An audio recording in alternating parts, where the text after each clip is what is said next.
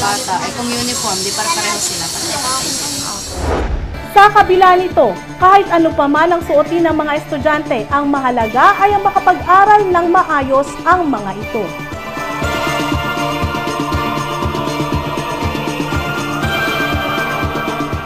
Susunod, ilang mga computerized canvas system operator nitong nagdaang eleksyon umapila sa COMELEC. Yan at iba pang mga balita makalipas lamang ang ilang paalaala. Bakit ka kasi kumabit? Alam mong di tama yan, di ba? Huwag ka nang gumamit ng pag-aari ng iba. Nakakaperwisyo ka sa mga legal na cable. Lumalabo ang signal nila. Mahiya ka naman, hoy. Illegal na cable mo, putulin na. Ano, gusto mo bang umabot pa sa kulungan?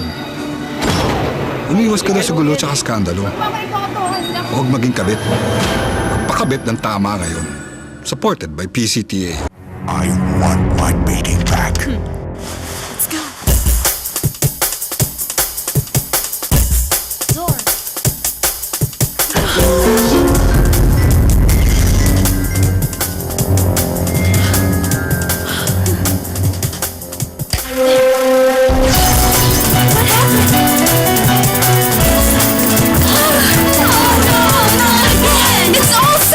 It's about time is on HD LCD Sanyo.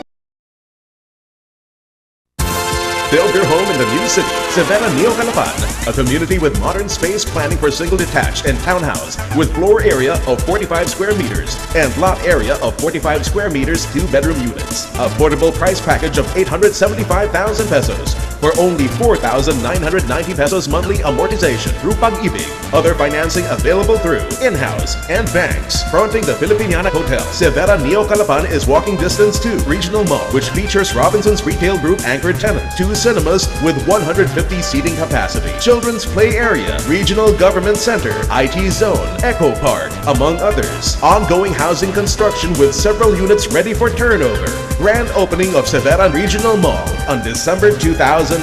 For particulars, call Marketing Management, RGV Real Estate Center Incorporated, 286-7527. 286-7567. Owner-Developer, Savannah Neo Calapan Development Corporation. Model units available for viewing or log on to www.rgvcenter.com. Sa pagpapatuloy ng ating mga balita, matapos ang kauna-unahang automated election, iba't ibang isyu ang lumabas hinggil dito, gaya na lamang ng di umano'y dayaan sa likod ng makabagong sistema ng pagboto at iba pa. Kaugnay nito, ilang mga computer canvas system operator na gumanap nitong nagdaang eleksyon ang umapila sa COMELEC hinggil sa kanilang compensation, ang bayad para sa kanilang serbisyo nitong nakaraang eleksyon. Tataka lang kasi kami nakapag-proclaim na ng President hanggang ngayon hindi pa kami bayad dun sa service namin sa nung nag-CCS operators kami. Actually, tatlo kami dito sa PIR. So, hindi naman sila makapagbigay ng definite answer. I mean, okay lang naman sana. Kaya lang sana magbigay sila ng definite answer since it's budgeted. May allocation naman dito. I don't know kung gaano kahirap mag-budget para sa amin or para sa payment. Kasi lahat bayad na eh. BEI, yung mga teachers bayad na. Yung mga Smartmatic bayad na. So everything is, mga watchers bayad na. Kami nilang hindi. I don't know how COMELEC on their side kasi sumasweldo naman sila sa COMELEC. So we don't know how difficult it is to budget talaga. Eh, tanong lang, kasi hindi namin alam. Wala silang binibigay na definite answer when will the payment be. Kasi baka hindi failure of election, failure of payment lang. Bawat bayan sa lalawigan ay may kanya-kanyang CCS operator bilang silang nangangasiwa ng CCS laptop na ginagamit pang transmit ng mga boto mula sa municipal hanggang provincial board of canvassers, kung kaya't mahalagaan niya ang kanilang ginagampanan sa nagdaang halalan. Kung 4,300 piso ang halaga ng bayad para sa mga BEIs, wala namang nabanggit ang COMELEC sa kanila kung magkano ang kanilang compensation. Sa huli, mensahe niya na naway maisaayos ito ng COMELEC dahil tulad rin anya ng mga gurong gumanap bilang mga Board of Election Inspectors, malaki rin ang kanilang naging kontribusyon para sa katagumpayan ng kauna-unang automated system voting. Together with the objective na pabilisin yung result ng election, ganun din sana yung pagbabayad sa behind election. Samantala, sinubukan namang kunin ng Newsline team ang pahayag ni COMELEC Provincial Election Supervisor John Mark Tambasakan hinggil dito. Subalit ayon na rin sa isa sa mga kawani ng tanggapan, ito ay kasalukuyang wala sa kanyang opisina. Ganun pa man, naisangguni na nila ito sa main office ng Commission on Election. Subalit hanggang sa ngayon ay naghihintay pa rin sila ng tugon mula dito. Sa ibang balita, sa layuning matugunan ang patuloy na nagaganap na rotating brownouts sa lalawigan dahil sa power shortage, iba't ibang proyekto at programa ang inilulunsad ng Oriental Mindoro Electric Cooperative. Kabilang sa mga pangunahing programa na tinututukan ng Ormeco ay ang Ginaw Kawayan Mini Hydro Power Plant sa bayan ng San Teodoro. Nasa kasalukuyan ay tuloy-tuloy ang konstruksyon. Ang nasabing mini hydro power plant ay may 2.1 megawatts na inaasang matatapos at magiging fully operational sa susunod na taon. Nauna nang sinabi ni Ormeco General Manager Romeo Quasay na bukod sa karagdagang supply sa kuryente ay magiging malaking katulungan rin ito sa pagpapababa ng halaga ng binabayaran ng kanilang mga member consumers dahilan sa hindi na kinakailangang gumamit ng industrial diesel fuel na hindi maikakailang may kamahalan. Isa pa sa proyektong inaasikaso ngayon ng naturang tanggapan ay ang Ormin Power na magtataglay naman ng 6.4 megawatts.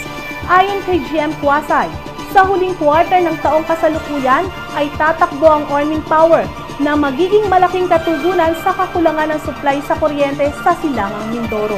Pabiding tayo, Ormin Power, taga-rin din ng investor, at yan ho ngayon ay the most likely 6.4 megawatts na ating planta na makakatulong. Yan ho ay maaaring tumakbo sa last week of this year, last quarter of this year. Last quarter. Kasi ho, ngayon, minamanufacture na planta sa Korea, dinidevelop itong likod, ginagawa ng itapatong din parang modular units din yan. Yan ho ang ating immediate solution. Sa huli, pangunawa at paumanhin ang hiling ng pamunuan ng Ormeco sa lahat ng kanilang mga miyembro hinggil sa mga nagaganap na rotating brownouts at ginagawa naman nila ang lahat upang masolusyonan ang problema sa kuryente. Samantala, hinggil pa rin sa nararanasang rotational brownout sa lalawigan sanhi ng kakulangan ng supply ng kuryente. Nagbigay ng pahayag hinggil dito si 1st District Congressman Rodolfo G. Valencia, kung saan sinabi niya na isa sa kanyang prioridad at programa ang energy ng power development sa kanyang patuloy na tututukan. Well, ever since po ay katulong ako ng Ormeco, katulong ako ng ating mga kababayan, ito po sa programa po ng energy and power development. Ever since 1987, if I may remember. Ito pong latest na development nito pong ating shortage sa ating pong power and energy. Ito po sa kadahilanan na meron ho tayong diesel